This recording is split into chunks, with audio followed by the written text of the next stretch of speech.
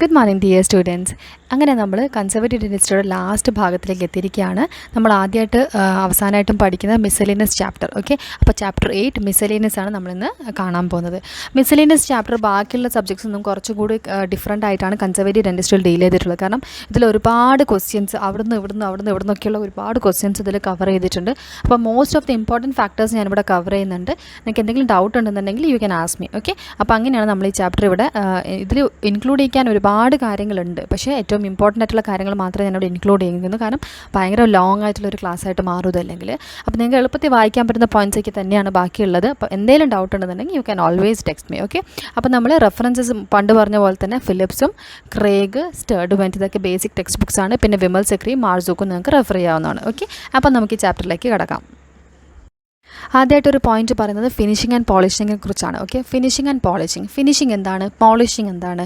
Finishing എന്ന് വെച്ചാൽ removing surface defects അല്ലെങ്കിൽ സ്ക്രാച്ചസ് ആണ്. Okay, created during the contouring process through the use of cutting അല്ലെങ്കിൽ grinding ആയിട്ടുള്ള ഇൻസ്ട്രുമെൻറ്റ്സ് അല്ലെങ്കിൽ രണ്ടും. ഓക്കെ, ഇങ്ങനെയുള്ള ഇൻസ്ട്രുമെൻറ്റ്സ് ഒക്കെ കാരണം സർഫസ് ഡിഫക്ട്സ് ഒക്കെ റിമൂവ് ചെയ്യുന്ന സമയത്ത് ഉണ്ടാവുന്ന ആ ഒരു കോൺടൂറിങ് പ്രോസസ്സൊക്കെ കാരണം ഉണ്ടാകുന്ന സ്ക്രാച്ചസ് അല്ലെങ്കിൽ ഡിഫക്ട്സ്, ഓക്കെ, അതൊക്കെ റിമൂവ് ചെയ്യുന്ന ആ ഒരു പ്രോസസ്സിനെ പറയുന്ന പേരാണ് ഫിനിഷിംഗ്.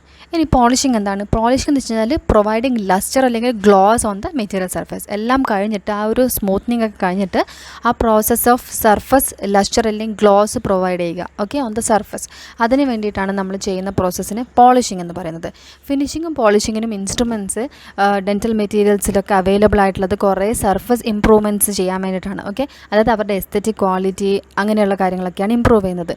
3 മെയിൻ മെറ്റീരിയൽസ് അവ ഉണ്ടാക്കുന്ന ഇൻസ്ട്രുമെൻറ്റ്സിൻ്റെ 3 മെയിൻ മെറ്റീരിയൽസ് എന്താണെന്ന് വെച്ച് കഴിഞ്ഞാൽ aluminium oxide, silicon carbide, diamond grit. ഈ 3 ഫിനിഷിംഗ് ആൻഡ് പോളിഷിങ്ങിന് യൂസ് ചെയ്യുന്ന ഏറ്റവും ഇമ്പോർട്ടൻ്റ് ആയിട്ടുള്ള 3 മെറ്റീരിയൽസ്.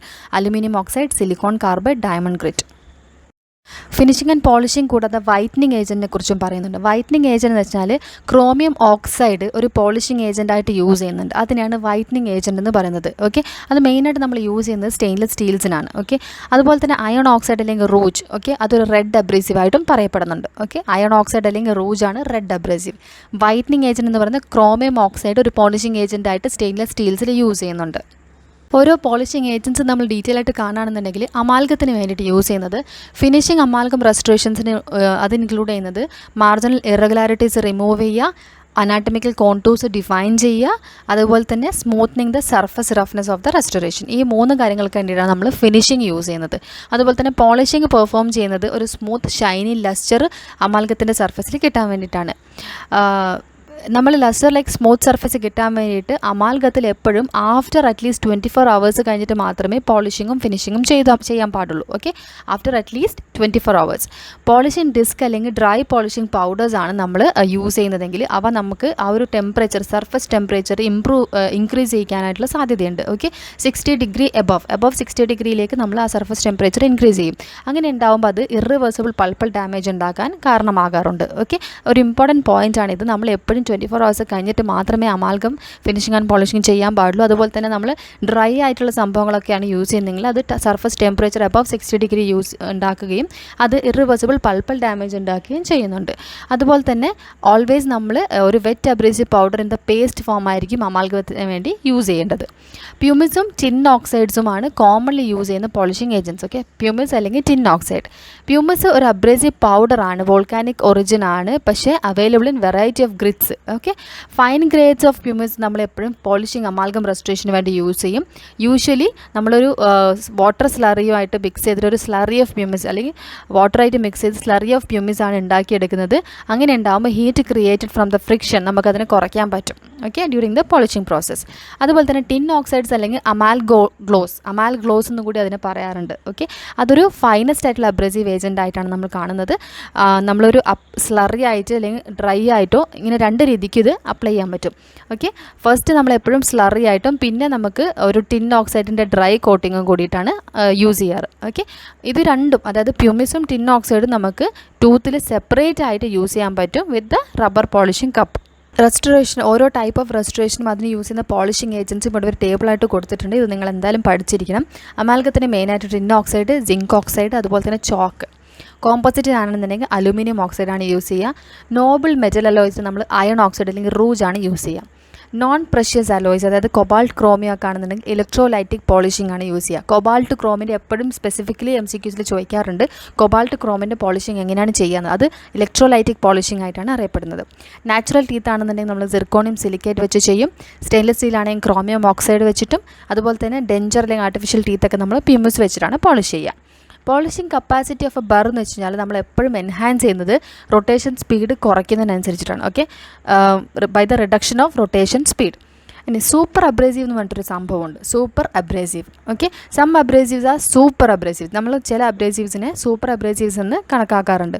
എന്താണെന്ന് വെച്ച് കഴിഞ്ഞാൽ അവരുടെ എക്സ്ട്രാ ഓർഡിനറി ഹാർഡ്നെസ് കൊണ്ടും അതുപോലെ തന്നെ അൺപാരലൽഡ് പെർഫോമൻസും ലോങ്ങിവിറ്റിയും കാരണം. ഓക്കെ, ഈ 3 കാരണത്താലാണ് ചില അബ്രേസീവ്സിനെ നമ്മൾ സൂപ്പർ അബ്രേസീവ് എന്ന് വിളിക്കുന്നത്. അതായത് 7,000 to 10,000 നൂബ് ഹാർഡ്നെസ് നമ്പർ, അത്രയും ഹാർഡ്നെസ് അവർക്ക് ഉണ്ടാവും. എക്സ്ട്രാ ഓർഡിനറി ഹാർഡ്നെസ് ഉണ്ട്. അപ്പോൾ മെയിനായിട്ട് ഏറ്റവും ഇമ്പോർട്ടൻ്റ് ആയിട്ട് പറയപ്പെടുന്ന സൂപ്പർ അബ്രേസീവ് എന്ന് വെച്ചാൽ എപ്പോഴും ഡയമണ്ട് ആണ്. ഓക്കെ, അതായത് ഹാർഡസ്റ്റ് സബ്സ്റ്റൻസ് ആണ് diamond.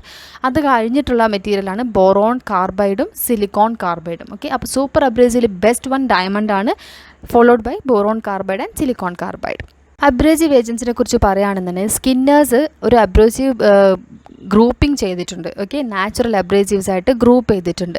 Arkansas stone, sand, chalk, corundum, tripoli, diamond cuttle, അങ്ങനെയുള്ള കുറേ ക്വാർട്സ്, ഗാർനെറ്റ്, അങ്ങനെയുള്ള ഒരുപാട് മെറ്റീരിയൽസ് നമുക്ക് ഈ അബ്രേസീവ് ഏജൻസ് ആയിട്ട് യൂസ് ചെയ്യാറുണ്ട്. ഓക്കെ, മാനുഫാക്ചർഡ് അബ്രേസീവ് എന്ന് വെച്ച് കഴിഞ്ഞാൽ സിലിക്കോൺ കാർബൈഡും അലുമിനിയം ഓക്സൈഡും അതുപോലെ തന്നെ സിന്തറ്റിക് ഡയമണ്ട് റൂജും ടിൻ ഓക്സൈഡും ആണ്. ഇനി ഓരോന്നിനെ കുറിച്ച് കുറച്ച് പോയിന്റ്സ് നമുക്ക് കാണാം. അർക്കൻസാസ് സ്റ്റോൺ എന്ന് പറയുമ്പോൾ സെമി ട്രാൻസ്ലൂസെൻ്റ് ആയിട്ട് ലൈറ്റ് ഗ്രേ കളറിൽ സിലീഷ്യസ് സെഡിമെൻ്ററി റോക്ക്. ഓക്കെ, അത് മെൻറ്റഡ് ആയിട്ടുള്ളതാണ് അർക്കൻസാസ്.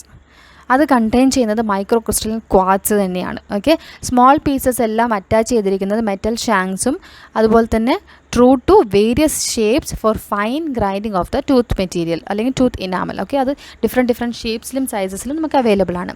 സെക്കൻഡ് ഓപ്ഷനാണ് ചോക്ക് എന്ന് വെച്ചാൽ മിനറൽ ഫോം ഓഫ് കാൽസൈറ്റ് ആണ്. ഓക്കെ, അതിൽ കാൽഷ്യം കാർബണേറ്റ് കണ്ടെയ്ൻ ചെയ്യുന്നുണ്ട്. നമ്മളത് മൈൽഡ് അബ്രേസീവ് പേസ്റ്റ് ആയിട്ടാണ് യൂസ് ചെയ്യുന്നത്. Polish the teeth enamel, gold fillings etcetera.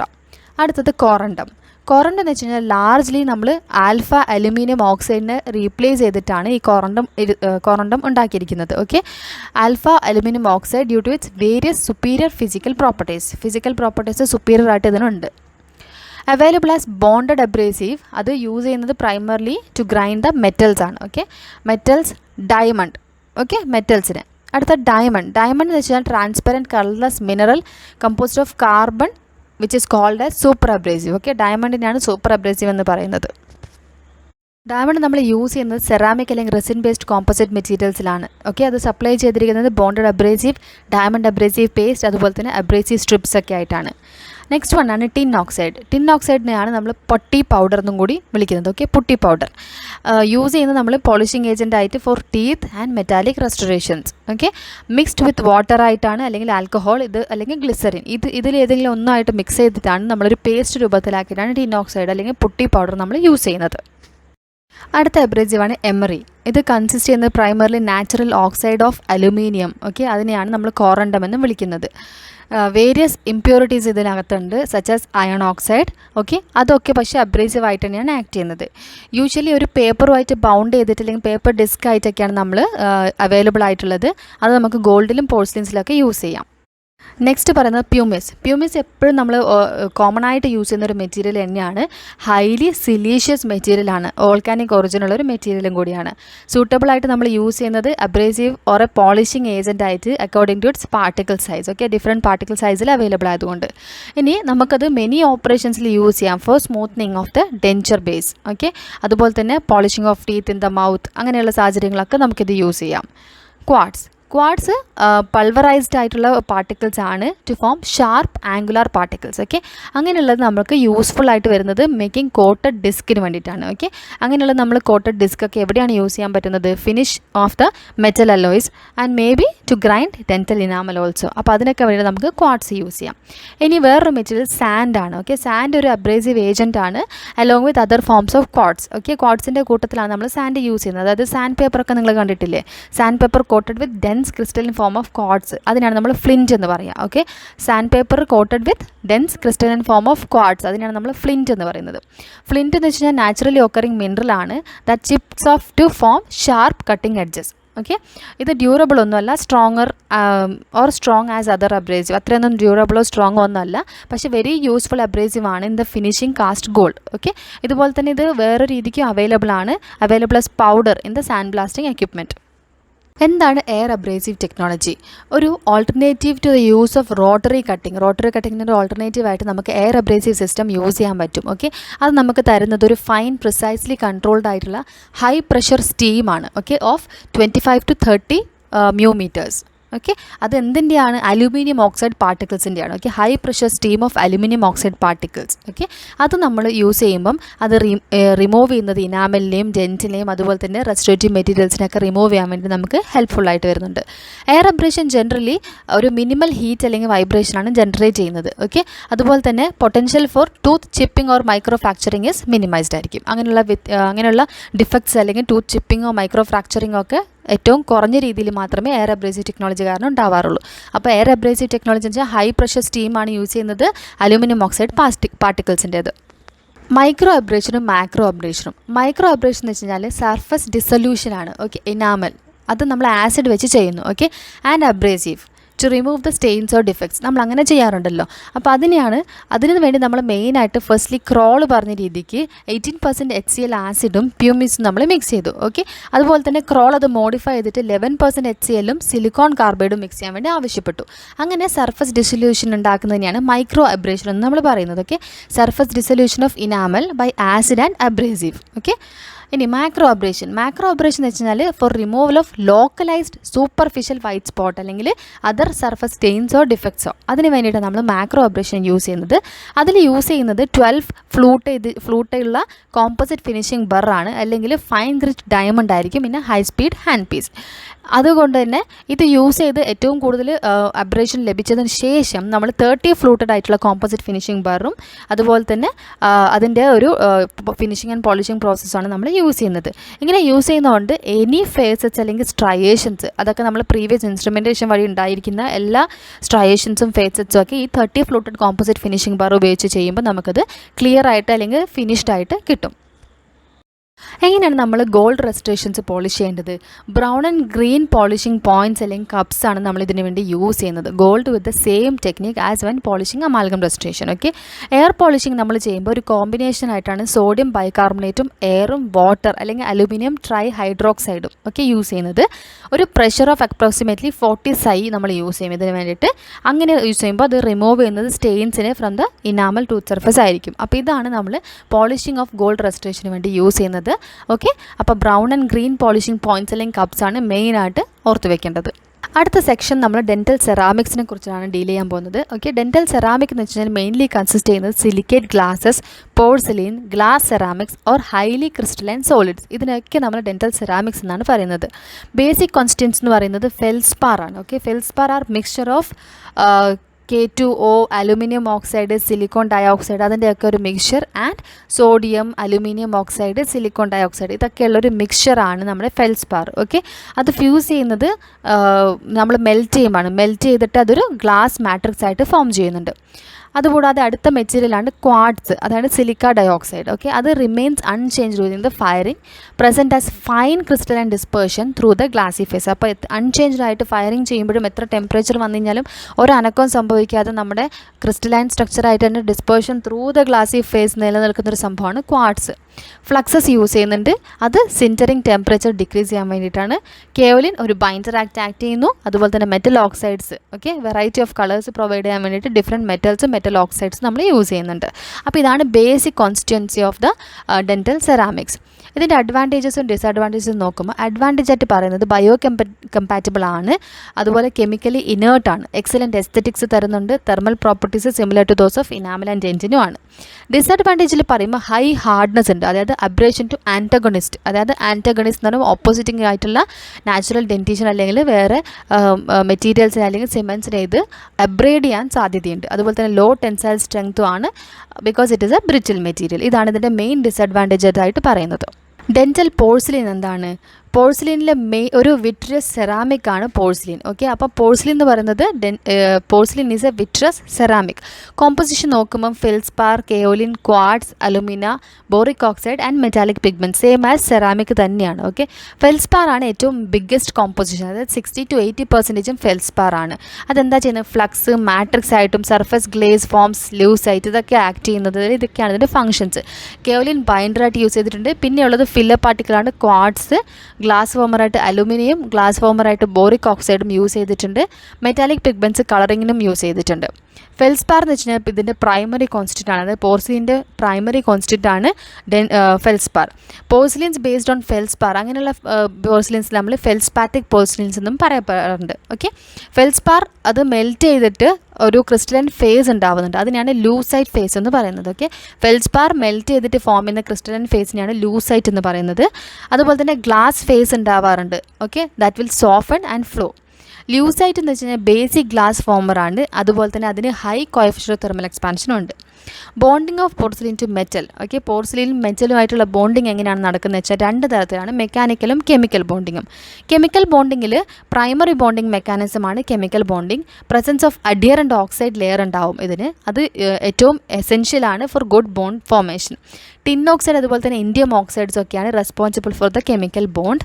Base metals chromium oxides does this role. Okay, base metals ആണെന്നുണ്ടെങ്കിൽ ക്രോമിയം ഓക്സൈഡാണ് ഇവിടെ ആ റോള് വഹിക്കുന്നത്. മെക്കാനിക്കൽ ബോണ്ടിങ്ങിൽ presence of surface roughness on the metal, okay, that helps in providing the bond. അതായത് surface roughness, അതായത് അതിൻ്റെ irregularities ആണ് മെക്കാനിക്കൽ ബോണ്ടിങ്ങിനായിട്ട് ഹെൽപ്പ് ചെയ്യുന്നത്. സെറാമിക്കിൻ്റെ ഡിഫറെൻറ്റ് വെറൈറ്റീസ് അല്ലെങ്കിൽ ചില പേരുകളുണ്ട്, നമുക്ക് ഒട്ടും മനസ്സിലാവാത്ത ചില പേരുകളുണ്ട്. അപ്പോൾ അതൊക്കെ എന്താണെന്ന് ജസ്റ്റ് നമുക്ക് പറഞ്ഞു നോക്കാം. ഓക്കെ, ആദ്യമായിട്ട് പറയുന്നത് ഇൻസെറാം. ഇൻസെറാം എന്ന് പറയുമ്പോൾ ഒരു ഇംപ്രൂവ്ഡ് ആയിട്ടുള്ള ഹൈ അലുമിനസ് പോർസിലിൻ സിസ്റ്റമാണ് ഇൻസെറാം. ഓക്കെ, ഡെവലപ്പ് ചെയ്തിരിക്കുന്ന ഫ്രഞ്ച് സയൻറ്റിസ്റ്റായ മൈക്കൽ സോഡോൺ ആണ്. Okay, Michael Sadoun. അതുപോലെ തന്നെ ഇൻട്രൊഡ്യൂസ് ചെയ്തിരിക്കുന്നത് ഫ്രാൻസിലാണ് 1988 ഇൻസെറാം. അതിൻ്റെ കോമ്പോസിഷൻ എന്ന് പറയുമ്പം അലുമിനിയം അല്ലെങ്കിൽ അലുമിനിയം ഓക്സൈഡ് ക്രിസ്റ്റലൈൻ ആണ്. ഒരു infiltration of glass lanthanum aluminosilicate ഉണ്ട് with small amount of sodium and calcium. ഇത് എപ്പോഴും ചോദിക്കാറുണ്ട്, അതുകൊണ്ട് ഇത് ആരാണ് ഇൻട്രൊഡ്യൂസ് ചെയ്യുന്നത്, എന്താണ് ഇൻസെറാം എന്ന് എല്ലാവരും അറിഞ്ഞിരിക്കണം. ഫൈനൽ IC എന്ന് പറയുന്നത് അതിൻ്റെ കോറിൽ 70% ഓഫ് വെയ്റ്റ് പെർസെൻറ്റേജ് അലുമിനിയം ഉണ്ടാവും. അത് ഇൻഫിൽട്രേറ്റഡ് വിത്ത് 30% സോഡിയം ലാന്തനം ഗ്ലാസ്സുമായിട്ടാണ്. ഓക്കെ, അപ്പോൾ കോമ്പോസിഷനിൽ എപ്പോഴും അലുമിനിയം ക്രിസ്റ്റലൈൻ ആയിട്ടുള്ള അലുമിനിയം ഓക്സൈഡും ഒക്കെയാണുള്ളതെന്ന് ഓർമ്മിക്കുക. എന്താണ് പ്രസ്സബിൾ സെറാമിക്? പ്രസ്സബിൾ സെറാമിക് എന്ന് പറയുമ്പോൾ സെറാമിക്സിൻ്റെ ക്ലാസിഫിക്കേഷനിൽ ഷ്രിങ്ക് ഫ്രീ സെറാമിക്സും ലൂസൈഡ് റീഇൻഫോഴ്സ്ഡ് ഗ്ലാസ് സെറാമിക്സും അതുപോലെ ലിത്തിയ റീഇൻഫോഴ്സ്ഡ് ഗ്ലാസ് സെറാമിക്സും ഉണ്ട്. ഓക്കെ, ഈ ഷ്രിങ്ക് ഫ്രീ സെറാമിക്സിനെ നമ്മൾ എക്സാമ്പിൾസ് ആയിട്ട് പറയുന്നതാണ് സെറസ്റ്റോറും ഓൾസിറാമും. ഓക്കെ, സെറസ്റ്റോർ, ഓൾസിറാം. ലൂസൈഡ് റീഇൻഫോഴ്സ്ഡ് ആയിട്ടുള്ള ഗ്ലാസ് സെറാമിക്സ് ആണ് IPS എംപ്രസ്, ഒപ്ടെക് അല്ലെങ്കിൽ OPC. ഓക്കെ, ലിഥിയ റീഇൻഫോഴ്സ്ഡ് ആയിട്ടുള്ള ഗ്ലാസ് സെറാമിക് ആണ് IPS എംപ്രസ് 2 അതുപോലെ OPC 3G. ഓക്കെ, അപ്പോൾ ഇതൊക്കെയാണ് നമ്മൾ പ്രസ്സബിൾ സെറാമിക്സ് എന്നറിയപ്പെടുന്ന കാറ്റഗറി. IPS എംപ്രസ് എന്താണ്? IPS എംപ്രസ് ഫസ്റ്റ് ഡിസ്ക്രൈബ് ചെയ്തിരിക്കുന്നത് വോൾവെൻറ്റും ഷ്രേററുമാണ്. ഓക്കെ, ഇതുപോലെ തന്നെ ഇതൊരു പ്രീ സെറാമിഡ് ആയിട്ടുള്ള ഗ്ലാസ് സെറാമിക് ആണ്. Okay, pre cerammed glass ceramic. അതിൽ ഹൈ കോൺസെൻട്രേഷൻ ആയിട്ടുള്ളത് ലൂസൈഡ് ക്രിസ്റ്റൽസ് ആണ്. ദാറ്റ് ഈസ് 35 വോളിയം പെർസെൻറ്റേജും ഈ ലൂസൈഡ് ക്രിസ്റ്റൽസ് ആണ് അടങ്ങിയിട്ടുള്ളത്. ഇത് ഇൻക്രീസസ് ദ ടെമ്പറേച്ചർ അല്ലെങ്കിൽ റെസിസ്റ്റൻറ്റ് ടു ക്രാക്ക് പ്രൊപ്പഗേഷൻ ഉള്ളതിന് തടയാൻ ഇത് സഹായിക്കുന്നുണ്ട്. മാനുഫാക്ചറർ ഇതിനെ ബ്ലെൻഡ് ചെയ്തിരിക്കുന്നത് റെസിൻ ബ്ലോക്സിലേക്കാണ്. ഓക്കെ, അതായത് അതൊരു തെർമോപ്ലാസ്റ്റിക് ആയിട്ട് ആക്ട് ചെയ്യും. അങ്ങനെ മെറ്റൽസിനെ allows the material to be injected into the mold. Lucide reinforced ആയിട്ടുള്ള ceramic powder ആണ് available in different shades and is pressed into the ingots and sintered. അങ്ങനെയാണ് ഇത് ചെയ്യുന്നത്. ഇൻഗോട്ട്സ് നമ്മളെപ്പോഴും ഹീറ്റ് ചെയ്യുന്നുണ്ട് in the pressing furnace. Okay, അങ്ങനെ അത് molten ആവുകയും അത് അവസാനം നമ്മൾ ഇൻവെസ്റ്റ്മെൻറ്റ് മോൾഡിലേക്ക് ഇഞ്ചെക്ട് ചെയ്യുകയാണ് ചെയ്യുന്നത്. അങ്ങനെയാണ് നമുക്ക് IPS എംപ്രസ് ലഭിക്കുക. IPS എംപ്രസ് എന്ന് പറയുമ്പോൾ പ്രീ സെറാമിഡ് ആയിട്ടുള്ള ഗ്ലാസ് സെറാമിക് ആണെന്ന് ഓർമ്മിക്കുക. അതിൽ ലൂസൈഡ് ക്രിസ്റ്റൽസ് ആണ് അടങ്ങിയിട്ടുള്ളത്. എന്താണ് ഡൈക്കർ? ഡൈക്കർ എന്ന് വെച്ചാൽ ഏറ്റവും ആദ്യം ഓർമ്മ വരേണ്ടത് കാസ്റ്റബിൾ ഗ്ലാസ് സെറാമിക് എന്നാണ്. കാസ്റ്റബിൾ ഗ്ലാസ് സെറാമിക്. ഓക്കെ, ഡൈക്കർ നമ്മൾ ഫസ്റ്റ് കമേഴ്ഷ്യലി അവൈലബിൾ ആയിട്ടുള്ള കാസ്റ്റബിൾ ഗ്ലാസ് സെറാമിക് മെറ്റീരിയൽ ആണ്. ഡെൻറ്റൽ യൂസിന് വേണ്ടി ഡെവലപ്പ് ചെയ്തിരിക്കുന്നത് കോർണിംഗ് ഗ്ലാസ് ആണ്. അതുകൊണ്ടാണ് ഡൈക്കർ കാസ്റ്റബിൾ ഗ്ലാസ് സെറാമിക് എന്ന് തന്നെ പറയപ്പെടുന്നത്. Okay, developed by Corning glass works and market ചെയ്തിരിക്കുന്ന ഡെൻസ്പ്ലൈയും കൂടിയാണ്. ഓക്കെ, അതുകൊണ്ട് തന്നെ ഈ ടേം ഡൈക്കർ എന്ന് പറയുന്ന ടേം ഒരു combination of the manufacturers name, അതായത് Dentsply International and Corning glass. Okay, അതുകൊണ്ടാണ് അതിൻ്റെ പേര് ഡൈക്കർ എന്ന് വന്നത്. ഡൈക്കർ എന്ന് വെച്ചാൽ castable polycrystalline fluorine containing tetrasilicic mica glass ceramic ആണ്. ഓക്കെ, അപ്പോൾ അതിൻ്റെ ആ material initially cast as glass by a lost wax technique. അത് സബ്സീക്വൻ്റ്ലി നമ്മൾ ഹീറ്റ് ട്രീറ്റ് ചെയ്തിട്ട് ഒരു കൺട്രോൾഡ് ക്രിസ്റ്റലൈസേഷൻ ഉണ്ടാക്കിയെടുത്തിട്ടാണ് നമ്മളൊരു ഗ്ലാസ് സെറാമിക് മെറ്റീരിയൽ ഉണ്ടാക്കിയെടുക്കുന്നത്. ഓക്കെ, അപ്പോൾ ഡൈക്കർ എന്ന് വെച്ചാൽ castable polycrystalline fluorine containing tetrasilicic mica glass ceramic ആണ്. ഇത്രയും നേരം പറഞ്ഞത് എല്ലാത്തിനും നമ്മൾ ഷോർട്ട് ഫോംസ് ഓർമ്മിക്കുക. അതിൻ്റെ ഏറ്റവും വൺ വേർഡ് ആയിട്ടുള്ള ക്വസ്റ്റ്യൻസ് എന്നുള്ള രീതിക്ക് ചോദിക്കുകയാണെന്നുണ്ടെങ്കിൽ ഡൈക്കർ എപ്പോഴും കാസ്റ്റബിൾ ഗ്ലാസ് സെറാമിക് ആണ്. ഡൈക്കർ MGs എന്ന് പറഞ്ഞാൽ മെഷീനബിൾ ആയിട്ടുള്ള സെറാമിക് ആണ്. സെറാ പേൾ എന്ന് പറയുന്നത് കാസ്റ്റബിൾ അപ്പറ്റൈറ്റ് സെറാമിക് ആണ്. ഇൻസെറാം അല്ലെങ്കിൽ ഇൻസെറാം സ്പൈനൽ എന്ന് പറയുന്നത് ഗ്ലാസ് ഇൻഫിൽട്രേറ്റഡ് ആയിട്ടുള്ള സെറാമിക്കുകളാണ്. ഇഞ്ചക്ഷൻ മോൾഡഡ് സെറാമിക് ആണ് IPS എംപ്രസ് അല്ലെങ്കിൽ ഒപ്റ്റെക് OPC. ഷ്രിങ്ക് ഫ്രീ സെറാമിക് ആണ് സെറാ സ്റ്റോർ. അതുപോലെ തന്നെ അലുമിനിയം പോർസിലിൻ ആണ് ഹൈ സെറാമിക് എന്ന് അറിയപ്പെടുന്നത്. അപ്പോൾ ഈ ഓരോ പേരുകൾ എന്തൊക്കെയാണെന്ന് അങ്ങോട്ടും ഇങ്ങോട്ടും അറിഞ്ഞിരിക്കണം. അടുത്തായിട്ട് കേരീസ് ഡയഗ്നോസിസും അതുപോലെ മോയ്സ്ചർ ആക്റ്റീവായിട്ടുള്ള അഡസീവ്സ് ഏതൊക്കെയാണെന്ന് നമുക്ക് നോക്കാം. കേരീസ് ഡയഗ്നോസിസിൽ മെയിനായിട്ട് പറയുന്നത് ഡിഫോട്ടി അല്ലെങ്കിൽ digital imaging fibre optic transillumination. Fibre optic ട്രാൻസ്ഇലുമിനേഷൻ്റെ ഡിജിറ്റൽ ഇമേജിംഗ് വേർഷൻ. ഓക്കെ, അത് early caries detection without using ionising radiation ആണ് അതിൽ യൂസ് ചെയ്യുന്നത്. അതിൽ നമ്മൾ എന്താ ചെയ്യുന്നത്, light from the DIFOTI probe ഉണ്ടാവും. ഓക്കെ, അത് നമ്മൾ പൊസിഷൻ ചെയ്യും ടൂത്തിൻ്റെ മേലെ, എന്നിട്ട് ടൂത്ത് ഇലുമിനേറ്റഡ് ആവുകയും ചെയ്യുന്നുണ്ട്. അങ്ങനെയൊക്കെ ചെയ്യുമ്പോൾ നമുക്ക് ഇമേജസ് ഉണ്ടാവുന്നുണ്ട്. ഈ ഇമേജസ് ക്യാപ്ചേർഡ് ചെയ്യുന്നത് ഒരു digital electronic charged couple device ആണ്, അതായത് CCD ഡിവൈസ്, അതായത് ക്യാമറ.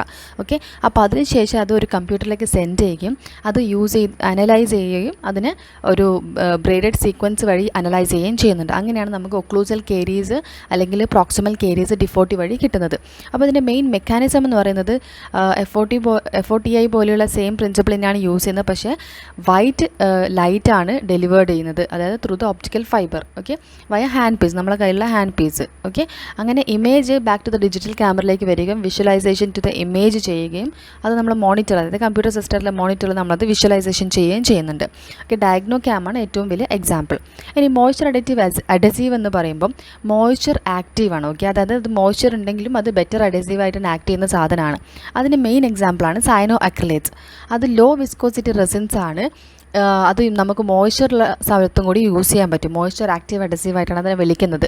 മെയിൻലി യൂസ്ഡ് ചെയ്തിരിക്കുന്നത് നമ്മൾ ഡൈ ഹാർഡനർ, അതായത് ജിപ്സത്തിൻ്റെ ആ ഒരു രീതിക്കാണ് നമ്മൾ യൂസ് ചെയ്തിരിക്കുന്നത്. ഓക്കെ, അപ്പോൾ മോയ്സ്ചർ ആക്റ്റീവ് അഡസീവ് എന്ന് പറയുമ്പം സൈനോ അക്രിലേറ്റ്സ്. റബ്ബർ ഡാം ഐസൊലേഷൻ ആണ് ഏറ്റവും ബെസ്റ്റ് ആയിട്ടുള്ളൊരു ഐസൊലേഷൻ ടെക്നീക്ക് എന്ന് പറയുന്നത്. റബ്ബർ ഡാം ഐസൊലേഷൻ ഇൻട്രൊഡ്യൂസ് ചെയ്തിരിക്കുന്ന ബേർണൺ ആണ്. അത് 1864 SC ബേർണം. ഓക്കെ, അഡ്വാൻറ്റേജസ് എന്ന് പറയുന്നത് ഡ്രൈ ക്ലീൻ ഓപ്പറേറ്റിംഗ് ഫീൽഡ് കിട്ടും. നമുക്ക് ഏറ്റവും ഇംപ്രൂവ്ഡ് ആയിട്ടുള്ള ആക്സസും വിസിബിലിറ്റിയും അതുപോലെ തന്നെ ഓപ്പറേറ്റർ എഫിഷ്യൻസിയും നമുക്ക് കിട്ടുന്നുണ്ട്. Potentially improved properties of dental materials നമുക്ക് അല്ലെങ്കിൽ ഡെലിവർ ചെയ്യാൻ സാധിക്കുന്നുണ്ട്. അതുപോലെ തന്നെ പേഷ്യൻറ്റും ഓപ്പറേറ്ററിൻ്റെയും പ്രൊട്ടക്ഷനും ഇത് ഓഫർ ചെയ്യുന്നുണ്ട്. ഓക്കെ, അപ്പോൾ റബ്ബർ ഡാം ഐസൊലേഷനാണ് ഏറ്റവും ബെസ്റ്റസ്റ്റ് ഐസൊലേഷൻ ടെക്നീക്ക് എന്ന് പറയുന്നത്. ഡിസഡ്വാൻറ്റേജസ് പറയുമ്പോൾ അത് കുറച്ച് ടൈം കൺസ്യൂമിംഗ് ആണ്. അതുപോലെ തന്നെ പേഷ്യൻ്റ് ഒബ്ജക്ഷനും ഒരുപാട് കാണാറുണ്ട്. ഓക്കെ, അപ്പോൾ ഇത് രണ്ടാണ് നമ്മുടെ disadvantages of the rubber dam isolation.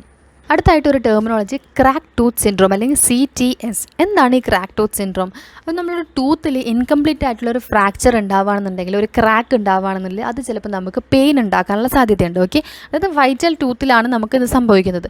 അങ്ങനെ ഉണ്ടാകുമ്പോൾ നമുക്ക് ആ ഒരു പെയിൻ ഉണ്ടാവുകയും അതിനെ നമ്മൾ ഡയഗ്നോസ് ചെയ്യാൻ ശ്രമിച്ചു കഴിഞ്ഞാൽ എത്രയും പെട്ടെന്ന് ഡയഗ്നോസ് ചെയ്യാൻ പറ്റാത്തൊരവസ്ഥയാണ് ഉണ്ടാവാറ്.